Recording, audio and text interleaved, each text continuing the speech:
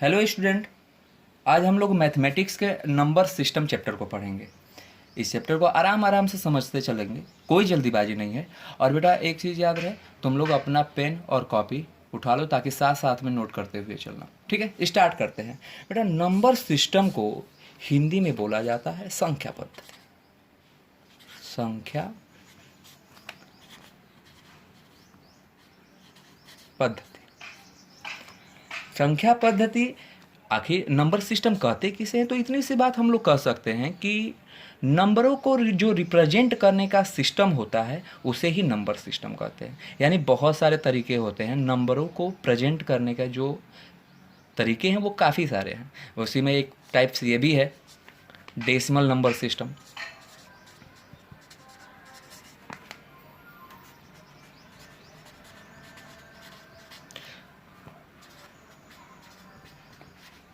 Decimal number system को हिंदी में कहते हैं दशमलव संख्या पद्धति। और बहुत सारे जैसे कि बाइनरी नंबर सिस्टम, बहुत सारे होते हैं। चीज़ों को आराम आराम से समझेंगे। डेसिमल नंबर सिस्टम के बारे में हम लोग इतना कह सकते हैं कि डेसिमल नंबर सिस्टम 10 डिजिट से मिलकर बना होता है, 10 डिजिट से बना है होता है कोई भी नंबर। जैसे 0, 1, 2, 3, 4, 5, 6, 7, 8, 9, 10 डिजिट्स।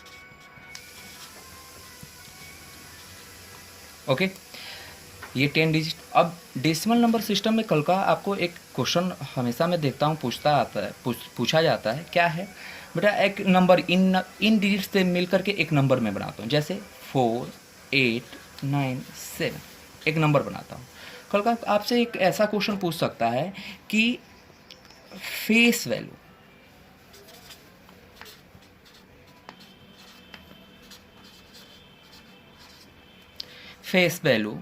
ऑफ 4।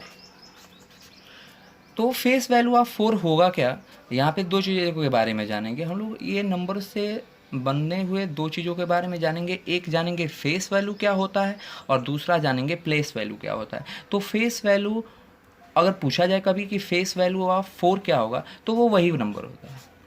अगर ऐसे ही क्वेश्चन पूछ दिया जाए फेस वैल्यू ऑफ 8 क्या होगा, तो फेस वैल्यू ऑफ 8 जो होगा वो 8 ही होगा। फेस वैल्यू ऑफ 9 क्या होगा,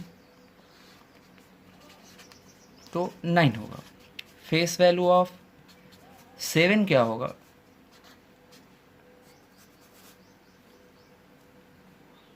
तो 7 होगा। ओके, ये हो गया फेस वैल्यू। अब हम लोग जानेंगे, अभी हम लोग जाने फेस वैल्यू क्या होता है। अब जानते हैं कि प्लेस वैल्यू क्या होता है। जैसे क्वेश्चन पूछा जाए कि 4, 8, 9, 7 ये नंबर दे दिया गया है। अब क्वेश्चन आपसे पूछा जाए कि प्लेस वैल्यू ऑफ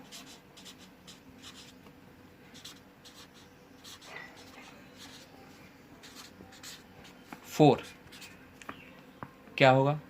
तो अगर प्लेस वैल्यू ऑफ 4 पूछ रहा है तो 4 यहाँ पे डिजिट लिखा हुआ है। 4 के बाद जितने डिजिट होंगे 1, 2, 3 उतने जीरो लगा देते हैं। यानी कि 4, 1, 2, 3 जीरो। उसी तरह से आपसे क्वेश्चन पूछा जा सकता है प्लेस वैल्यू ऑफ 8 क्या होगा। तो 8 के बाद कितने डिजिट, 1 और 2, तो 8 के बाद डबल जीरो। उसी तरह से प्लेस वैल्यू ऑफ 9, तो प्लेस वैल्यू ऑफ 9 क्या होगा। 9 के बाद कितना है, 1। अब बात करते हैं प्लेस वैल्यू ऑफ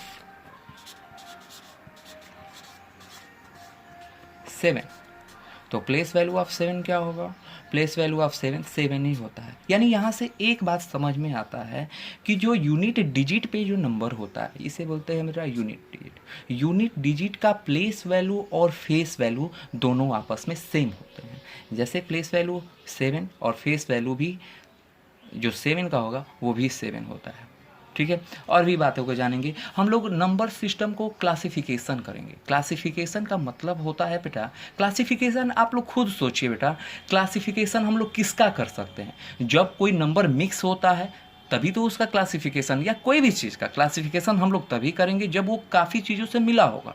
तो हम लोग यहाँ पे जो आप लोग को समझना है, कुछ बातों को समझना है जो मेन इंपॉर्टेंस है। आइए एक एक चीज़ों को हम लोग समझते हैं, क्लासिफिकेशन करते हैं, नंबरों को हम लोग क्लासिफिकेशन करेंगे। ठीक है बेटा, तो मैं स्टार्ट करता हूँ। एक एक चीज़ों को बेटा नोट करते चलना, और हो सकता है एक बार में ना समझ में आए वीडियो तो वीडियो को बार बार देखो, ताकि ये बेटा बहुत इंपॉर्टेंट है। क्लास 9, क्लास 10, 6, 5, 7 सारे क्लासों के लिए इम्पोर्टेंट है। तो ये बेटा जो ये चैप्टर है बहुत ही ज़्यादा इंपॉर्टेंस रोल प्ले करता है मैथमेटिक्स के लिए। तो इन एक एक चीज़ों को बेटा आराम आराम से नोट करते हुए चलना। तो मैं अभी क्लासिफिकेशन में मैं पहला एक पॉइंट ले रहा हूँ, कॉम्प्लेक्स नंबर।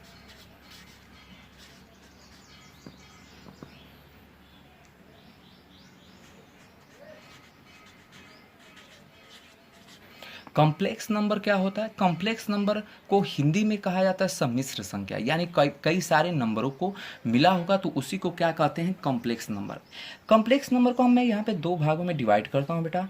दो भाग इसको में अलग अलग कर लेते हैं। एक होता है बेटा रियल नंबर और एक होता है इमेजिनरी नंबर।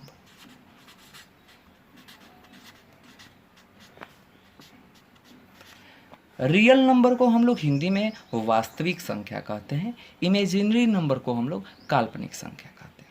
बेटा रियल नंबर होता क्या है? तो बेटा जितने भी नंबर होते हैं, यानी कि माइनस इनफाइनाइट से लेकर के प्लस इनफाइनाइट तक जितने भी नंबर होते हैं रियल नंबर कहलाते हैं। इमेजिनरी नंबर अभी आपका टॉपिक नहीं है, इसलिए इसको मैं बाद में बताऊंगा। अभी इसको इमेजिनरी नंबर के लिए मैं बस इतना कह सकता हूँ, जो काल्पनिक संख्या यानी जो है ही नहीं। ठीक है, इसमें बस इतना जान लीजिए, इसे आई से प्रेजेंट करते हैं। आई को यहाँ पे आयोटा कहा जाता है, आयोटा। ठीक है, इसके बारे में हम लोग बाद में कभी डिस्कशन करेंगे। जो मेन इंपॉर्टेंस है वो रियल नंबर है।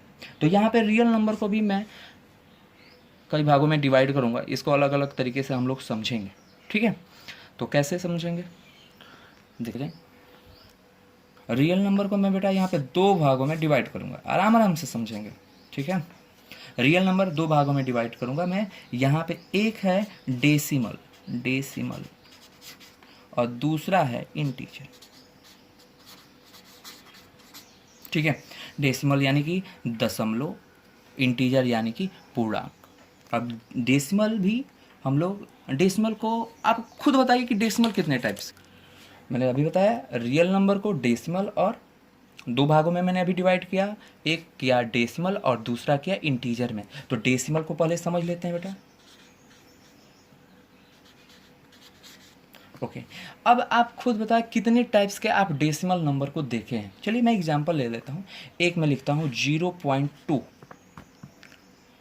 एक लिखता हूँ 0.3333 डॉट डॉट डॉट, एक लिख लेता हूँ 0.125432 ऐसे करके डॉट डॉट डॉट। ठीक है, ओके। तो यहाँ पे बेटा हम लोग यहाँ पे तीन मैंने नंबर ले रखा है। एक लिखा है 0.2, एक लिखा है 0.333, एक लिखा है 0.125431। यहाँ पे डेसिमल को मैं दो भागों में बेटा बांटूंगा।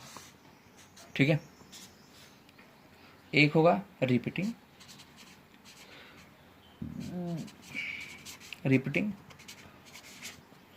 और दूसरा होगा नॉन रिपीटिंग।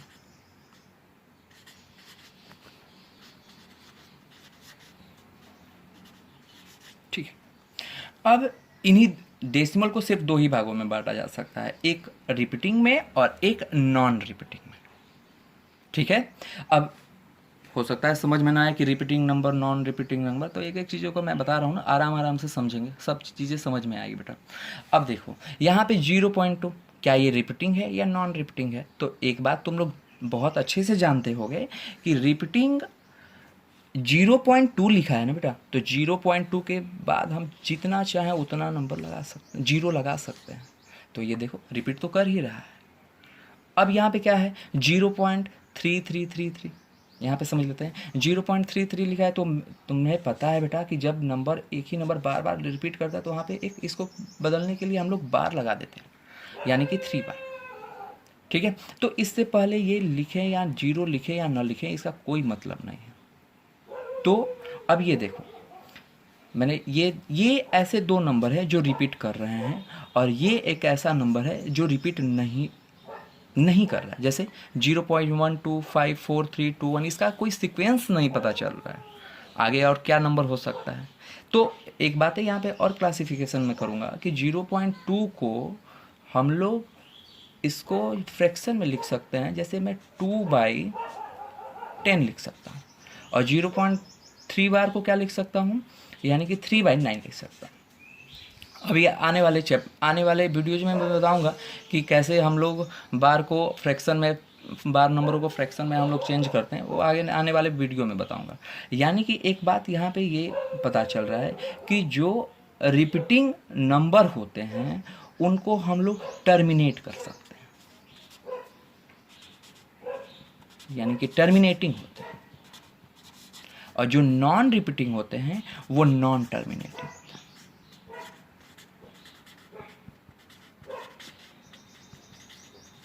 ठीक है, अब ये टर्मिनेटिंग और नॉन टर्मिनेटिंग क्या होता है। टर्मिनेटिंग ये है बेटा कि जो नंबर रिपीट होंगे वो कहीं ना कहीं जाकर के रुक जाएंगे, और नॉन रिपीटिंग जो होंगे वो ये देखो 0.124321 ये कहीं भी रुकेगा नहीं, ये चलता ही जाएगा।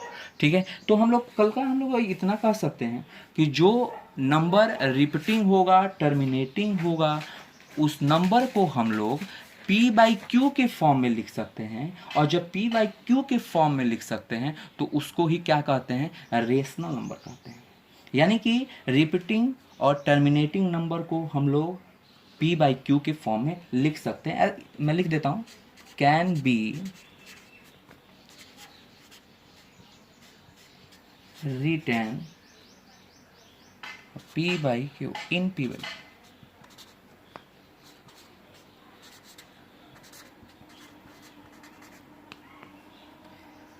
So it is called a rational number।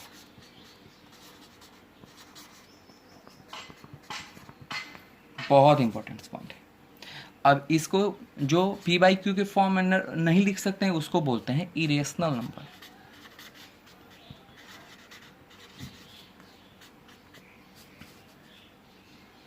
ठीक है, यानी कि रेशनल नंबर यानी हिंदी में इसको बोलते हैं परिमेय संख्या, इरेशनल नंबर यानी कि अपरिमेय संख्या। तो अब इसे कुछ एग्जाम्पल भी मैं लिख लेता हूँ। जैसे इसका एग्जाम्पल क्या होगा, 0.2 होगा, 3/2 हो जाएगा, 0.3, ये सभी क्या कहलाएंगे, रेशनल नंबर कहलाते हैं। और इरेशनल में कौन आएगा, जैसे कि इरेशनल में मैं ऐसे रूट में लिख सकता हूँ, रूट में 2, रूट में 3, ओके, पाई भी होता है। हाँ, एक बहुत ही इंपॉर्टेंट क्वेश्चन है, ये क्या इंपॉर्टेंट क्वेश्चन है बेटा, वो ये है कि जैसे कि एक क्वेश्चन पूछा जाता है क्लास 10th में, ये शायद क्वेश्चन या 9th या 10th में किसी क्लास में दिया है कि 22/7 एक रेशनल नंबर है जबकि पाई इरेशनल नंबर है, ऐसा क्यों है। तो बेटा 22/7 जो होता है, इसका जैसे वैल्यू मैं बात करता हूँ 22/7 यानी 3.141, ऐसे ये नंबर जो जाएगा बेटा, ये 6, 7 या 8 डिजिट के बाद ये नंबर रिपीट करने लगता है। यानी जब ये नंबर रिपीट करने लगता है, तो जब रिपीट करने लगेगा तो फिर मैंने अभी क्या बताया, वो रेशनल नंबर होता है। ठीक है, यानी कि 22 और जो पाई का वैल्यू है, पाई का बेटा वैल्यू जो होता है उसे हम लोग इरेशनल नंबर कहते हैं। इसमें बेटा पूरा एक मोटी सी बुक लिखी गई है, यानी जितना बड़ा रामायण होगा उससे भी मोटी शायद है, और वो नंबर है जैसे कि 3.141, ऐसे करके तमाम लाखों, मतलब हजार लाखों तक गया हुआ है। इसलिए ये कहीं भी ये टर्मिनेट नहीं होता है। ठीक है, तो ये नॉन रिपीटिंग है, इसीलिए पाई को क्या कहा गया है, pi is a irrational number. जबकि 22/7 जो होता है, 22/7 एक अप्रॉक्स वैल्यू है, अप्रॉक्स वैल्यू है पाई का, ये एग्जैक्ट वैल्यू नहीं है, अप्रॉक्स वैल्यू है। ठीक है, ठीक है, अब शायद ये बात क्लियर हो गई होगी कि 22/7 क्यों रेशनल है और ये क्यों पाई क्यों इरेशनल है। ऐसे ही और भी सारी चीज़ों को हम लोग जानेंगे, समझते हुए चलेंगे बेटा। ठीक है, कल का क्वेश्चन बुक में ऐसा पूछ सकता है बहुत इंपॉर्टेंट है कि दो नंबरों के बीच में रेशनल नंबर निकालिए, यानी कि the find rational number between A and B, ऐसे मैं लिख देता हूँ फाइंड रेशनल नंबर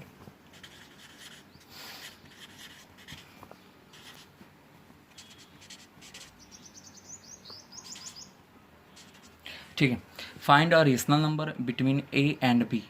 तो a and b rational number निकालने के बहुत सारे तरीके होते हैं, ठीक है बेटा। पहला तरीका क्या है, फार्मूला लिख लेते हैं, और इस पर एग्जाम्पल मैं लूँगा तो काफ़ी अच्छे से समझाऊंगा, एग्जाम्पल लेकर ये चीज़ों को हम लोग समझेंगे, ठीक है। तो पहला तरीका क्या है, फार्मूला क्या होता है, 1/2 ए प्लस बी, ठीक। एग्जाम्पल में और भी ज़्यादा मैं समझाऊंगा, ये फार्मूला होता है। जैसे क्वेश्चन आपसे पूछ दिया जाए कि 2 और 3 के बीच में एक रेशनल नंबर निकालिए, तो आसानी पूर्वक क्या करेंगे हम लोग बेटा, ईजिली बहुत है, 1/2 2 + 3 कर लेंगे, इसको सॉल्व कर लेंगे, जो भी आंसर होगा वो भी क्या इसके बीच में एक रेशनल नंबर होगा। ये तो क्वेश्चन ये होता है कि एक नंबर दिया, एक नंबर के लिए पूछा जाए तो ये आसानी से ये मेथड यूज कर सकते हैं। कभी क्वेश्चन ये भी पूछ सकता है कि 2 या 3 रेशनल नंबर निकालिए, 50 60 जो भी पूछे, उससे कोई फ़र्क नहीं पड़ता है। तो फिर करते क्या है, मैं एग्जांपल द्वारा फिर से समझाऊंगा इन चीज़ों को, लेकिन ये आप याद रखिए। जैसे अब एक तो ये निकाल लिए, अब दूसरा मान लो निकालना होगा, तो कैसे निकालेंगे, फिर ये और ये नंबर के बीच में कर लेंगे। कैसे, जैसे 1/2 5/2 + 2 कर लेंगे, ये भी एक दूसरा रेशनल नंबर निकल जाएगा। इस तरह से धीरे धीरे करके तमाम हम लोग रेशनल नंबर निकाल सकते हैं। लेकिन जो दूसरा मेथड है वो काफ़ी ज़्यादा इंपॉर्टेंट है, और इससे मुझे लगता है कि इससे आसान कोई मेथड है नहीं, ठीक है। नंबरों को कैसे हम लोग रेशनल नंबर, दो नंबरों के बीच में रेशनल नंबर निकालते हैं, उसके लिए एक फार्मूला नोट कर लीजिए, KA + B अपॉन में K+1 where k equals to 1 2 3 4 ... यानी कि k की वैल्यू वो पॉजिटिव इंटीजर होगी। अभी बताऊंगा मैं पॉजिटिव इंटीजर क्या होता है, निगेटिव इंटीजर क्या होता है। अभी यहाँ पे ये समझ लीजिए 1 2 3 ऐसे करके होता है। अब जैसे क्वेश्चन क्या पूछा आपका, ऐसे पूछ लिया 2 और 3 के बीच रेशनल नंबर निकालिए, कैसे निकालेंगे, फार्मूला देख लीजिए।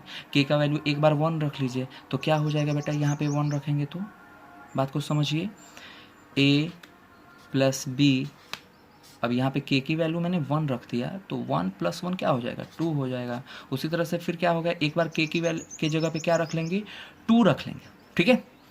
2 रखिए, 2a + b अपॉन में क्या हो जाएगा, ये 3। उसी तरह से 3a + b अपॉन में 4, ऐसे डॉट डॉट डॉट तमाम तरह से निकाल सकते हैं।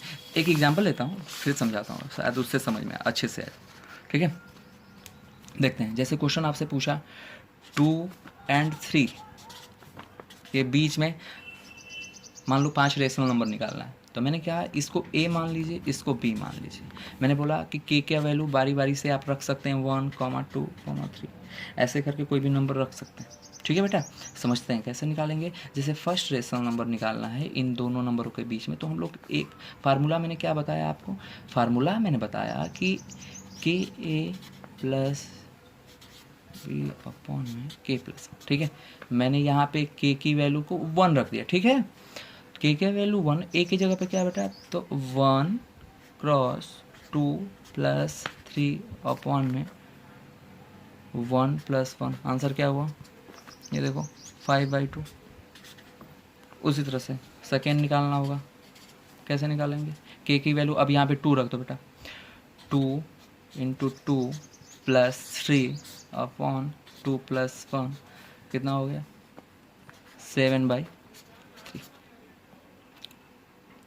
ठीक है। ऐसे ही थर्ड भी निकालना होगा, 4 भी, तो आप करेंगे क्या, k की वाला जगह पे 3 रखेंगे, फिर k की जगह पे 4 रखेंगे, तमाम निकाल सकते हैं जितना चाहे उतना। तो मैंने अभी 2 रूल बताए रेशनल नंबर निकालने का। एक और रूल देख लेते हैं जो कि काफ़ी इम्पोर्टेंस वो भी है, इसको भी समझ लेते हैं कैसे, देखते हैं। तीसरा क्या है बेटा, जैसे कि अगर नंबर दे दिया जाए 2 और 3 के बीच में अगर रेशनल नंबर निकालना होगा, तो इसको सॉल्व करने का तरीका क्या है, इसके अपॉन में 1 और इसके अपॉन में 1 हम लोग जानते ही हैं, लिख सकते हैं। अब बेटा करना क्या है, इसमें ये न्यूमिनेटर और ये डिनोमिनेटर, दोनों के डिनोमिनेटर को हम लोग सेम करते हैं। सेम करने का क्या मतलब है, यहाँ पे मैं तुम चाहो तो 2 और यहाँ 1 है तो इसमें 10 का मल्टीप्लाई करा दो, इसमें भी 10 का मल्टीप्लाई करा दो।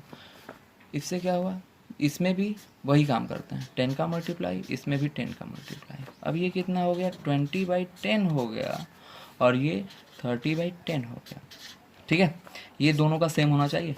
ठीक है, जैसे हर बोला जाता है हिंदी में, हर। ठीक है, अब यहाँ पे करेंगे क्या, ये देखो, ये अब कितना हुआ 20 और ये कितना हुआ 30। अब तुम चाहो जितना मन करे उतना निकाल सकते हो बेटा, लेकिन बात ये है, इसका निकालने का तरीका ये है कि डिनोमिनेटर को बेटा सेम किया जाता है। ये बात बहुत ज़रूरी है जानना, ठीक है ना।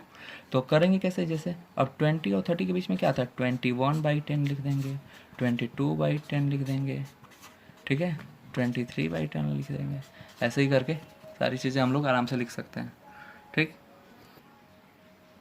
ये बात हो गई रेशनल नंबर की। अब हम लोग जानेंगे कि दो नंबरों के बीच में इरेशनल नंबर कैसे निकालते हैं। ठीक है, जैसे ए हो गया और बी हो गया, बी। अभी इनके बीच में इरेशनल नंबर कैसे निकालेंगे, तो उसके लिए फार्मूला लिख लीजिए, ए बी, रूट में ए बी, या ऐसे कर सकते हैं cubic root of A B. जैसे 2 और 3 दे दिया जाए, क्वेश्चन आपसे पूछा जाए 3 दे दिया और क्वेश्चन पूछा जाए कि इनके बीच में इरेशनल निकाल, तो करेंगे क्या, 2 × 3 कर लेंगे, यही आंसर हो जाएगा। कितना हो जाएगा, 6, यानी √6 क्या है, इरेशनल नंबर है। ठीक है, उसी तरह से और क्या कर सकते हैं, और भी निकाल सकते हैं, जैसे इसको क्यूबिक रूट में लिख सकते हैं 6, ये हो गया। तो अभी हम लोग जाने क्या कि डेसिमल नंबर के बारे में रियल नंबर को मैंने 2 भागों में अभी डिवाइड किया था। 2 भाग कौन कौन से थे, याद होगा आप लोगों को। एक मैंने बताया डेसिमल नंबर और दूसरा जो है इंटीजर्स।